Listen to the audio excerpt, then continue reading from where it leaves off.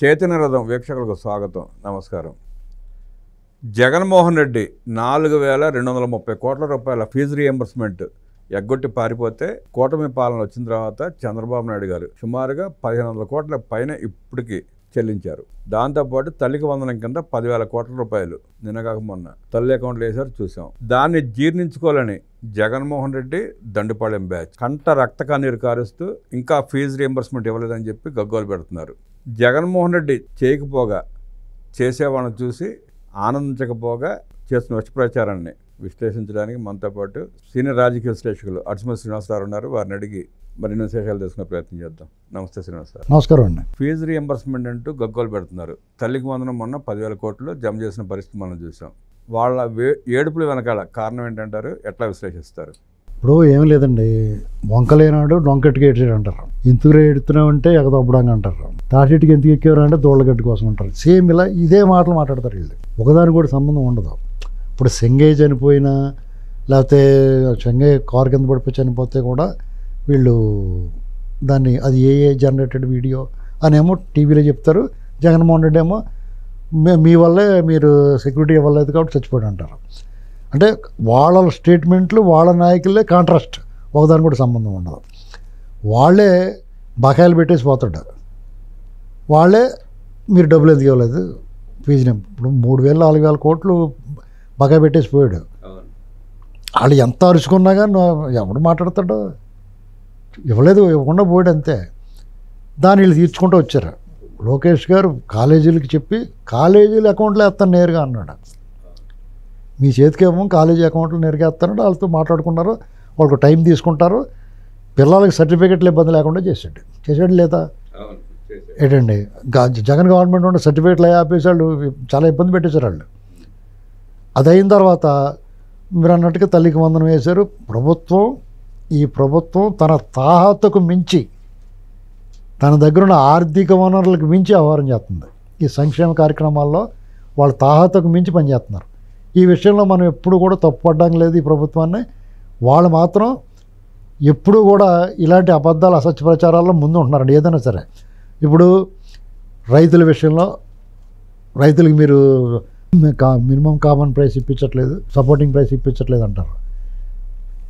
రైతుల దగ్గర ధాన్యం కొనట్లేదు, డబ్బులు ఇవ్వట్లేదు అంటారు. అవన్నీ సక్రమంగా జరుగుతాయి. ఒక మాటే కదా, ఒక గాలి వార్త స్ప్రెడ్ చేయటం. ఇప్పుడు లిక్కర్ స్కామ్ ఉంది, అది మీరే చేశారంటారు. లిక్కర్ స్కామ్ ఎవరు గవర్నమెంట్ ఎవరు పాలసీ మార్చారు, దాన్ని ఎంత అడ్డుగోలు మారుతున్నారు తెలుసండి. మా లిక్కర్ పాలసీలో గవర్నమెంట్ అమ్మింది గవర్నమెంట్కి ఆదాయం అంటున్నారు వాళ్ళు. ఆ గవర్నమెంట్ పేరుతో ఎంత దొబ్బేశారో పక్కకు తోసేస్తున్నారు. మళ్ళీ ఆదాయం చూపించుకుంటే ఎక్కడ పెట్టారో చూపించట్లా. ఇలాగా వాళ్ళన్నీ ఇలాంటి మాటలే మాట్లాడి ఫస్ట్ నుంచి కూడా ఎప్పటికీ కంటిన్యూ చేస్తున్నారు. ఇన్ని అబద్ధాలు మాట్లాడారు. పింక్ డైమండ్ అన్నారు, 36 మంది డిఎస్పీలు అన్నారు. ఇలాగ ఏది పడితే వాళ్ళ బాబాయ్ని చంపేసి గుండెపోటు, గొడ్డలపోటుని గుండెపోటు అన్నారు. ఏది పడితే అది పచ్చి అబద్ధాలను ప్రచారం చేయడం, పదే ప్రచారం చేస్తే అదే జనంలోకి వెళ్తుందనేది వాళ్ళకి ఒక నమ్మకం ఉంది. ఇవాళ కూడా ఏం చేసినా అబద్ధాల ప్రచారం మీద ఇప్పుడు పాస్టర్ ప్రవీణ్ వచ్చి ఉందండి. పాస్టర్ ప్రవీణ్ ఆయన చనిపోయాడండి, ఈ యాక్సిడెంట్లో చనిపోయాడు. దాన్ని హత్య అంటాం. ఇప్పుడు ఈ సెంగయ్యదే, అతను కారు కింద పట్టాడో బతికే ఉన్నాడో, అంబులెన్స్లోకి వెళ్ళిన తర్వాత ఏదో అయ్యింది అంటున్నాడు. అసలు వీళ్ళు మీకు కొన్నాళ్ళు పోయిన తర్వాత వాళ్ళు పిచ్చి వచ్చేసి వాళ్ళు ఏం మాట్లాడుతున్నారో వాళ్ళకి తెలియదు, కొట్టుకుంటారు. ఎందుకంటే వాళ్ళకి ఏం పాల్పోట్ల, భవిష్యత్తు శూన్యం కింద కనిపిస్తుంది. జగన్మోహన్ రెడ్డి క్లారిటీ ఉంది, అతనేం పిచ్చోడేం కాదు. ఆ విషయంలో తిరిగి తను ఎట్టి పరిస్థితుల్లో అధికారంలోకి వచ్చే అవకాశం లేదు. ఉన్న కేడర్ జారిపోకుండా ఉండడం కోసం రెచ్చగొడుతున్నాడండి. రెచ్చగొట్టేది కూడా ఎలా రెచ్చగొడుతున్నాడు? జారిపోతున్నారు అంతా నాయకులంతా. వాళ్ళని రప్పాడిచ్చేద్దాం, మీరు పీకిలకి వచ్చే సాధారణంగా కొంతమంది అట్రాక్ట్ అవుతారు దానికి. యాక్షన్ సీన్లకి సినిమాలో కూడా చూడండి, సంగీతం పాటలో నాట్యం ఉన్నాయనుకో, మీరు అలపడి వచ్చేస్తుంది అనుకుంటారు. ఫైటింగ్ వచ్చిందనుకో బలవంతరా బాబు అనుకుంటారు. అలాగనమాట. ఇతను ఈ రకంగా రెచ్చగొట్టి తను కూడా పెట్టుకోవడానికి విశ్వ ప్రయత్నం చేస్తున్నాడు అతను. అర్థమైందండి? కాబట్టి వీళ్ళ మాటల్ని కొన్నాళ్ళు పట్టించుకోకూడదు ప్రజలు. కానీ దురదృష్టం ఏంటంటే వాళ్ళకి కిరాయి మీడియాలు ఉన్నాయి, అవి కొన్నాళ్ళు సైలెంట్గా ఉన్నారు. ఏం జరుగుతుంది అని చూశారు. వీళ్ళు ఏమంటలేదు కదా అని మళ్ళీ మొదలెట్టారు. ఒక్కొక్కడు దిగేస్తున్నాడు. అలా చెట్టు మించి కోతులు దిగితే చూడండి మీరు. ఇప్పుడు చెట్టు నిండా కోతులు ఉన్నాయనుకోండి, ఒక అరటికాయలు పట్టుకెళ్ళి చెట్టు ముందు పెట్టారనుకో, ఒక్కో కోతి తోక పైకి ఎత్తుకుని వస్తే దిగితే మెల్లమెల్లగానే అలా దిగేస్తున్నారు. ఒక్కొక్కడు ఉన్నాయి. దిగేసి మాడభూష అయిన ఎవరో ఒక అన్నాడు, ఆర్టీ కమిషనర్ చేసాడంట. నవ్వుతే తప్పు ఏంటండి, నవ్వుతే అరెస్ట్ చేస్తారా అంటున్నాడు. మొహం పగలు కొడతారు నవ్వుతుంది. అరెస్ట్ చేస్తాం ఏంటి? ఒక ప్రాంతాన్ని ఒక మహిళల్ని కించపరిస్తే వీడు పిచ్చి నవ్వులు నవ్వుతూ ఊరుకుంటారా? ఆ కొమ్మనేని అరెస్ట్ చేసినప్పుడు అదే 4 రోజులు ఆగారండి, మళ్ళీ 5 రోజు మొదలు పెట్టారు. అతను దిగాడు, అమర్ దిగుతాడు, లేదా ఇంకొకటి దిగుతాడు. అలా ఒక్కొక్కళ్ళు ఈ అకౌంట్లన్నీ సైలెంట్గా మూసుకుని వెళ్ళిపోయిన అకౌంట్లన్నీ మళ్ళీ యాక్టివేట్ అయిపోయినాయి. ఇప్పుడు మీరు ఎలా మాట్లాడుతున్నాం వల్ల మళ్ళీ తిడతా ఉంటారు కింద కామెంట్లో. ఈ టైపు మొదలెట్టారు. ఎందుకంటే సంవత్సరం లోపల ఏం సాధించేద్దామని అతను ఇంకా 4 ఏళ్ళు దాకా వాళ్ళని ఏం పేకలేరు వీళ్ళు. వాళ్ళకి సంక్షోభాలు వస్తాయేమో, విడిపోతారేమో అనుకునే ఆస్కారం లేకుండా పవన్ కళ్యాణ్ గారు మళ్ళీ నన్ను చెప్పాడు. ఏంటి, మే 15 మొన్నటిదాకా 10 ఏళ్ళు అనేవారు, ఇప్పుడు 15 ఏళ్ళు అన్నాడు. 15 ఏళ్ళు పైన కలిసి ఉంటాం అంటున్నాడు. అంటే ఒకవేళ వాళ్ళ నాయకుల్లో ఎవరైనా వీళ్ళ ప్రలోభాలకు లోనే వీళ్ళ ప్రభావానికి గురై వాళ్ళు ఏమన్నా చిచ్చు పెట్టడానికి ప్రయత్నం చేస్తే దానికి సహకరిస్తారేమో. వారు అలాంటి పిచ్చి ఆలోచనలు ఏం చేయకుండా మేమిద్దరం 9 సిగరెట్ అంటించుకున్నాం అని చెప్పాడు. అర్థమైందా? కాబట్టి వాళ్ళకి ఏ రకంగానూ కనుచూపు మేరలో వాళ్ళ అధికారంలో రావడం కానీ, కనీసం ఇప్పుడున్న 11 స్థానాలని ఒక 5-6 పెంచుకునే అవకాశం కానీ ఏమీ లేదు.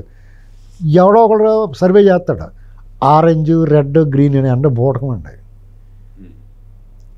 మీకు ఆ ఎమ్మెల్యే పనితీరు ఎలా ఉందని చేతనాడు అనుకోండి, సంవత్సరం లోపల ఏం జరుగుతుంది ఎవరికన్నా. ప్రతి ఓడి మీద అసంతృప్తి ఉంటుంది. మొదటి సంవత్సరమే 100కి 60-70 మంది అసంతృప్తి. ఎందుకంటే వాళ్ళు వచ్చి మొదట 6 నెలల్లో ఆనందం ఉబ్బితబ్బిపోయిపోయి వాళ్ళు బెంగెట్టేసుకుని డబ్బు వచ్చి పెట్టేసి ఉంటారు కదా, అవన్నీ ఎలా పోగొట్టాలా అన్న ఆ టెన్షన్లో కొంతమంది పట్టించుకోరు. అసలు ముందు ఆ పాలన అవగాహన పెంచుకుంటే అందరు కొత్తోళ్ళు 80 మంది కొత్తోళ్ళు ఉన్నారు. కాబట్టి ఇవన్నీ వాళ్ళు దింపుడు కళ్ళం ఆశ. జగన్మోహన్ రెడ్డికి మళ్ళీ అధికారం కానీ ఆ పార్టీకి అవకాశం కానీ అనేటువంటిది కళ్ళండి. మీరు అసలు ఊహించక ఏం జరుగుద్ది అంటే ఏమైనా జరగవచ్చు. వీళ్ళే ఉంటారు. వీళ్ళు ముగ్గురు దెబ్బలాడుకోకుండా ఇడిపోయినంతకాలం వీళ్ళని కదిపి వాళ్ళు ఎందుకుంటారు? వాళ్ళకి వీళ్ళకి మధ్య 17% వ్యత్యాసం ఉంది. దాన్ని తగ్గించే అవకాశం ఏముంటుంది? ఇప్పుడు మామూలుగానే టీడీపీకి జగన్కి మధ్య ఉన్న వ్యత్యాసం ఒక 11% ఎంత ఉంది లాస్ట్ టైము. వాళ్ళు ఎవరో ఎలైట్ పీపుల్, పెద్ద మనుషులు, వైశ్యాసు, బ్రాహ్మిన్స్, ఇలా కొంతమంది రిటైర్డ్ ఉద్యోగులు, వాళ్ళంతా కూడా ఉద్యోగాలు చేసుకుని చదువుకుని ప్రశాంతంగా ఇళ్లలో కూర్చొని బాబు ఎందుకు వచ్చిన గొడవరా బాబు అనుకుని గొడవలు గట్ట ఎందుకురా ఈ గొడవ అని పక్కకు పోయి రకం వాళ్ళంతా. అటువంటి వాళ్ళు జగన్ అప్పుడు ఒకసారి చూద్దామని వెళ్ళారు. ఇతను అరాచకం ఎన్ని చూసి ఓరు బాబు వీడు మనకు వద్దురా బాబు అనుకుని వాళ్ళందరూ కూడా స్థిమితంగా ఉండాలనుకుని చంద్రబాబు గారిని ఎంచుకున్నారు, కూటమిని ఎంచుకున్నారు. అటువంటిప్పుడు మళ్ళీ రప్పాడిస్తాం, మీ పీక్కులు కొరికి రక్తం తాగేస్తాం, మీద పడి కరిసేస్తామంటే వాళ్ళు ఓట్లు వస్తారు లేపుకి.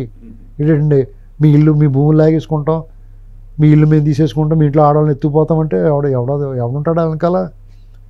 ఆ జుట్లు, ఆ బ్లేడ్ బ్యాచ్లు, వాళ్ళ వాటం చూస్తుంటే ఎవరికైనా ఎంత చిరాకు వస్తుంది.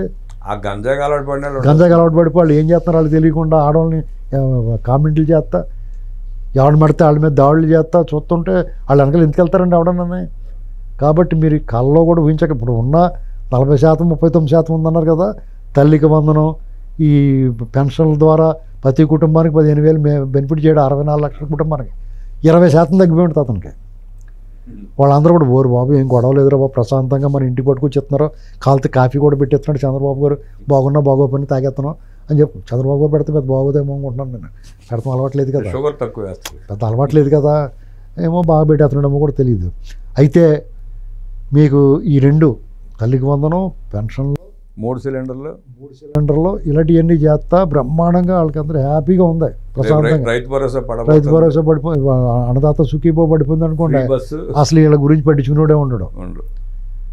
ఎంత సుఖమండి వాళ్ళకి, ఎన్ని గొడవలు లేకుండా హాయిగా ప్రశాంతంగా ఉందరా బాబు మాకు. సరే ఏ పథకం లేకపోయినా నెలకు 4,000 పెన్షన్ ఇస్తున్నారు, అన్నా క్యాంటీన్ పెట్టారు, శుభ్రంగా 3 పూట్ల తింటే 1వ తారీఖు జీతాలు ఉద్యోగులకి వస్తాయి. 3 పూట్ల తిన్నా 15 రూపాయలు ఖర్చు అవుతుంది. ఎంత అవుతుందండి? 150 రూపాయలు నెలకు ఖర్చు, అంతే కదా. 450 రూపాయలు ఖర్చు అవుతుంది, ఇంకా 3,550 రూపాయలు మిగులుతానే వాళ్ళ దగ్గర. అవును, అవును. మీకు అటువంటిప్పుడు ఇన్ని రకాల బెనిఫిట్స్ ఉన్నప్పుడు ఈ 40లోనూ 20% వచ్చేస్తారు ఇటీవలకి. ఎవరు ఉండరండి, నీకు దండంలో బాబు, నీ పని చూసుకోరా బాబు అని చెప్పి. అచ్చం పిచ్చోళ్ళు అతని లాంటి సైకిల్ అతని వెంకలు ఉంటారు. మనం వాళ్ళే ఉంటారు. వాళ్ళు మార్చడానికి ట్రై చేయకూడదు. వాళ్ళని లాగడానికి, వాళ్ళని ఏదో రకంగా ఏదైనా చేసి తీసుకుందాం అనుకోకూడదు. వాళ్ళందరినీ సెపరేట్ చేసేసి ఓ పక్క మళ్ళీ వేసేయాలి. ఏంటండి ఇప్పుడు కరోనా వచ్చినట్టు గదిలో పడేసారు, క్వారంటైన్ కింద అలా చేసేయాలి వాళ్ళని. అంతే తప్ప వాళ్ళని మెచ్చుకుందాం, వాళ్ళని మెప్పిద్దాం, వాళ్ళని తెచ్చుకుందాం, వాళ్ళని లాగుదాం, మనవాళ్ళు అలాగే మన దగ్గరే ఉంటారు. మన మున్సిపాలిటీలో బంధువులతో అంచేత ఒకటి, ఈ కూటమి ప్రభుత్వానికి నాకు సమీప భవిష్యత్తులో ఇబ్బంది లేదండి. అదే వాళ్ళ ధీమా కూడా సర్లే నడనే ధీమాగా చేసి ఎప్పుడు కూడా అరెస్ట్ ఈడెక్కడ పోతాడు అన్నట్టు వదిలేశారు వాళ్ళు. అంతేనండి. చూస్తున్నారు, దొరకాలి, ఎప్పుడో కరెక్ట్గా దొరుకుతాడు. వాళ్ళే దొరుకుతారు, వీళ్ళు పట్టుకోకలేదు. వాళ్ళే వచ్చి పడిపోతారు గోతులో. ఆ వల్లభనేని వంశీ దొరికినట్టు మొత్తం అందరూ అలాగే, ఎవడు దొరికినా అలాగే దొరుకుతున్నారు. వాళ్ళందరూ వాళ్ళే వచ్చి పడుతున్నారు వాళ్ళ. అది పరిస్థితి. జగన్మోహన్ రెడ్డి తరం కాదు, ఆ ఇద్దరిని విడదీయటువంటి విశ్లేషించిన అడ్స్మిల్ గారికి ధన్యవాదాలు తెలియజేస్తూ నమస్కారం.